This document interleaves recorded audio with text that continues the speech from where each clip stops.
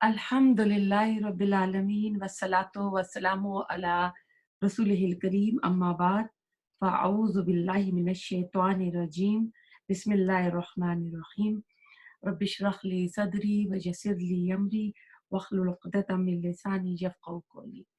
ऐसा है कि दो ईदें मुसलमानों के लिए अल्लाह ताला ने खुशी के त्योहार के तौर पर रखी हैं। बकरीद आती है तो हम लोग कुर्बानी करते हैं। हज़रत इब्राहीम अलैहिस्सलाम की सुन्नत पे अमल किया जाता है। और जब ईद उल फितर आती है रमज़ान के बाद, तो इसमें फितराना दिया जाता है। फितराने की क्या हिकमत है, और इसको सदका फितर भी कहा जाता है, जो कि वाजिब है। अबू दाऊद की हदीस पे रसूलुल्लाह सल्लल्लाहु अलैहि वसल्लम ने सदका फितर को वाजिब फरमाया है। और क्यों फरमाया है वाजिब, इसके पीछे हिकमत क्या है?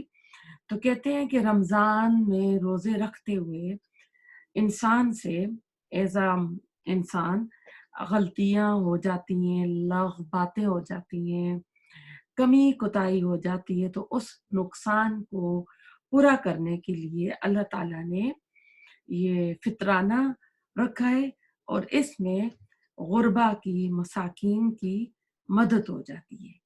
और ये जो फितराना है, ये किस पर फर्ज होता है? मालिके निसाब पर, यानी जिस पर ज़कात फर्ज होती है, उसी पर सदका फितर भी फर्ज होता है। वही जो सोनी चांदी का जो ज़कात का निसाब है, उसी पर। और ये कब दिया जाता है, यानी ये कब देनी है? इसका टाइम क्या है? ये ईद के दिन सुबह सादिक से ईद की नमाज से पहले तक का, यानी थोड़ा-सा टाइम है, उस टाइम में ये देना है। और देना क्या है? गंदम, जौ, खजूर और मुनक्का, इसे किशमिश बोलते हैं। और कितनी देनी है? 1 सा, स्वाद अलिफ और ऐन सा। और मैं आपको बताऊँगी कि ये कितना बन जाता है। रसूलुल्लाह सल्लल्लाहु अलैहि वसल्लम ने अल्लाह ताला की तरफ से लोगों पर ये सदका फितर फर्ज फरमाया। 1 सा खजूर देनी है या 1 सा गंदम देनी है। अबू सईद खुदरी रज़ी अल्लाह ताला अन्हु कहते हैं कि हम 1 सा किशमिश देते थे या पनीर देते थे। और आपको पता है कि इसमें अगर आप देते हैं तो सबसे जो सस्ती चीज़ है वो गंदम और जौ आ जाता है। तो किशमिश ले लें तो वो सबसे महँगी जो है वो फिर पड़ जाती है। साहिबा इकराम कहते हैं कि आप सल्लल्लाहु अलैहि वसल्लम ने हमें खानों की चीज़ों से फितराना अदा करने का कहते थे।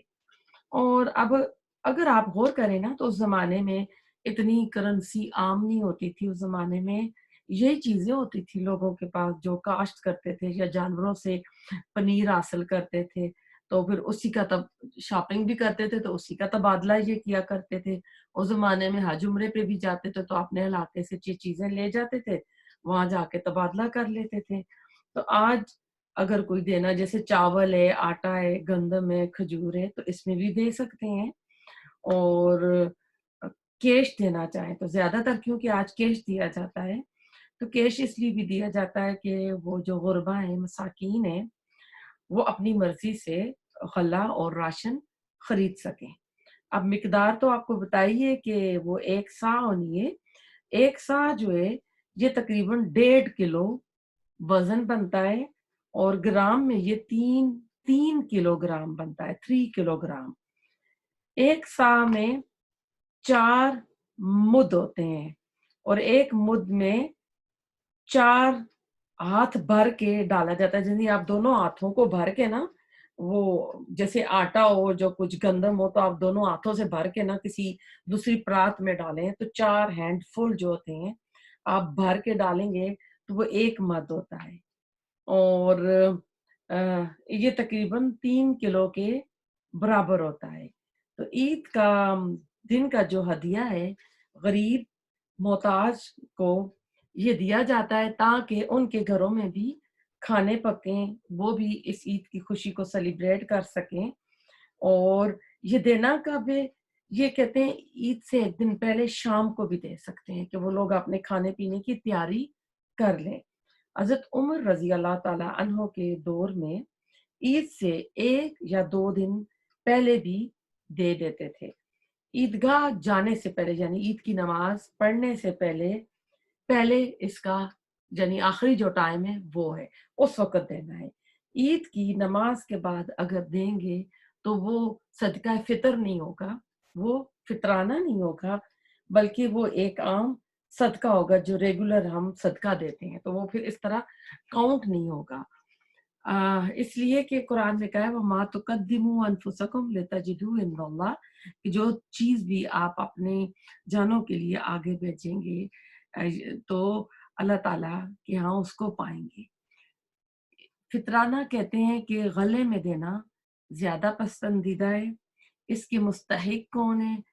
فقیر، غریب، مسکین،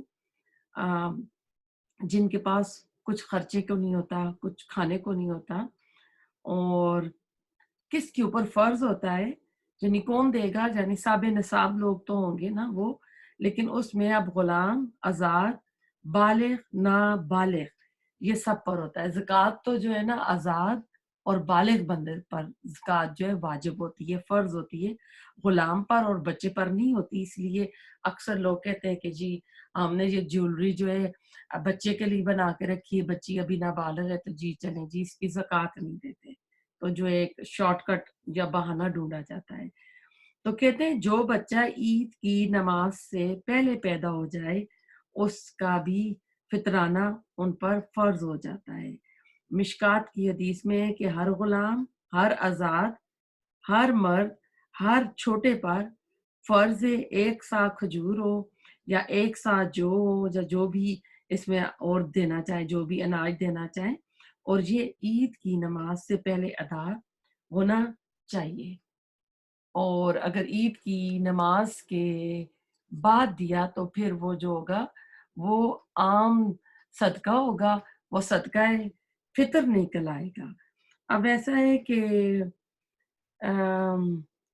یعنی جو لوگ ملک سے، پاکستان سے باہر رہتے ہیں وہ کیا کریں نا، تو جیسے کوئی سعودی عرب ہوتا ہے، دبئی ہوتا ہے، انگلینڈ، امریکہ، کسی بھی ملک میں، تو کہتے ہیں کہ وہ اپنے ملک کا جو ریٹ ہوگا، جو بھی وہاں کی مساجد ان کو بتائیں گی، لوکل جو ان کی مقامی ریٹ لگے گا اس کے مطابق یہ فطرانہ ادا کریں گے۔ یا پھر گندم کا ریٹ دیکھ لیں، اور سب سے کم جو اگر آپ کریں نا، سستا اگر کوئی دینا چاہے، اگر کسی کی توفیق نہیں ہے تو وہ گندم کا ریٹ لگا کے دے دے، اور اگر کوئی صاحب حیثیت ہے تو وہ کشمش کا ریٹ لگائے تو وہ اس کا جو ہے پرائز بڑھ جائے گی۔ تو یہ کہتے ہیں کہ جس جگہ عید کی نماز پڑھیں گے اسی جگہ صدقہ جو فطر ہے ادا کریں گے، اپنے مقام کے حساب سے دینا ہے۔ ابو داؤد کی روایت میں ہے کہ عید کی نماز کے بعد والا جو صدقہ ہوگا وہ عام صدقہ ہوگا۔ اور جیسے آج کل ادھر یہاں امریکہ میں ہمارا $15 پر ہیڈ ہوا ہے، تو ابھی سے پے کرنا شروع کر دیا ہے، کیونکہ جب یہ اناج کی صورت میں دیا جاتا ہے تو اس وقت بہتر ہے کہ عید والے دن دیا جائے، کیونکہ اس زمانے میں تو لوگ عید والے دن ہی کھانے پکاتے تھے۔ یہ الگ بات ہے کہ آج ہمارے پاس فریزر، ریفریجریٹرس آ گئے ہیں تو ہم پہلے سے پکا کے اس میں رکھ دیتے۔ اس زمانے میں یہ چیز تو ہوتی نہیں تھی، فریش پکاتے تھے تو اسی دن دیا جاتا تھا، یا عید سے ایک دن پہلے شام کو ان کے گھروں میں پہنچا دیا کرتے تھے، یا وہ لوگ خود عیدگاہ میں ایسے لوگ کٹھے ہو جاتے تھے جن کو یہ اناج ملتا تھا۔ تو اب کیونکہ ادھر ان ملکوں میں اس طرح کی چیز نہیں ہے، تو اب ایسا ہے کہ پہلے سے پیسہ کلیکٹ کیا جاتا ہے اور عید سے پہلے ان لوگوں میں ڈسٹریبیوٹ کیا جاتا ہے۔ تو اس طرح ہر بندہ اس کے مطابق جہاں وہ رہ رہا ہے اپنے ملک کے مطابق کرے۔